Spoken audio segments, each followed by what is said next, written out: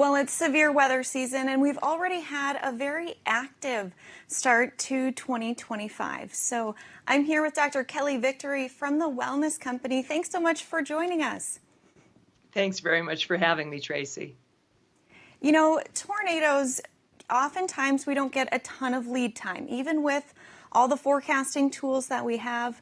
What advice do you have for people so they can be aware of what might be going on and kind of what signs could clue them in that it might be time to take cover? Well, you're quite right, Tracy. Of all the natural disasters, tornadoes are the least predictable and the hardest to give warning in advance. Commonly, there will not be advance time for a public warning system. So people should be aware if they are in a tornado-prone area of the classic signs. Obviously, a rotating funnel cloud, but also an approaching cloud of debris, a very dark or green colored sky, large hail, or that classic freight train noise. People should also be aware of the difference between a tornado watch and a tornado warning. A tornado watch means that the weather conditions are favorable for the development of a tornado.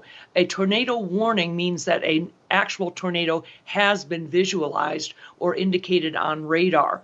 In the case of a tornado warning, people should seek shelter immediately because a tornado is likely imminent. And in the case of a tornado warning where people need to seek shelter, what are the safest places that you recommend people to find that shelter in, especially people with pets, kids, and even medical concerns? You want to look for an interior room without windows on the very lowest floor possible. If a storm shelter or basement is available, then definitely head there. If you live in a motorhome, do not stay in a mobile home during a tornado. You need to have identified a building that you can evacuate to quickly. And if you live in a mobile home, I would encourage you to coordinate with your mobile home community and talk about the potential of building a tornado shelter. You know, and we often talk about the wind damage and the structural damage from a tornado, but there's so many more layers than that. And one of those layers is the health issues and the injuries. So what do you typically see after a tornado and in the days to follow? Well, certainly it's the flying debris that can cause tremendous damage and bodily injury at the time of the actual event. But it also is quite disruptive to the structural integrity of many buildings. And so falling debris and structural issues following on the heels of the tornado is also a concern. People should certainly be prepared in advance by knowing, for example, how to turn off their utilities, the water, the gas, and the electric. You need to have planned ahead with regard to things like emergency food and water, and also some emergency supplies, basic first aid supplies, as well as medications that you might need to treat infections. So you would want some antibiotics, medications to treat wound infections, medications for nausea, vomiting, and diarrhea. Those things are available in the number of kits that we make available at the Wellness Company.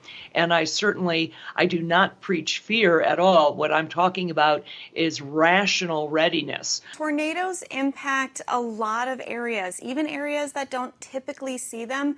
A tornado can develop. So for those areas, what are a few steps people can take just so they're prepared, even if it's not something that happens every spring? Well, again, you're quite right. There certainly are states, specifically the plains states in the center of the country, that are well known for being tornado prone.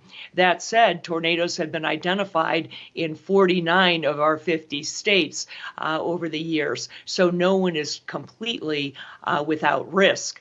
I recommend preparedness for all things related to disasters. You may not have good access via roads that may be shut down.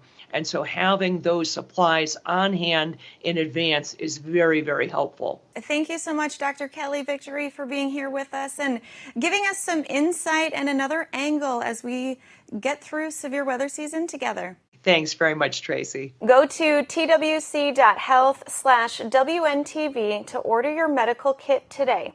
Use code WNTV to save 10% off your full order. Every medical kit is prescribed here in the U.S. by licensed doctors from a 50-state licensed pharmacy and includes life-saving medications like ivermectin, amoxicillin, and Z-Pak. That's twc.health/WNTV.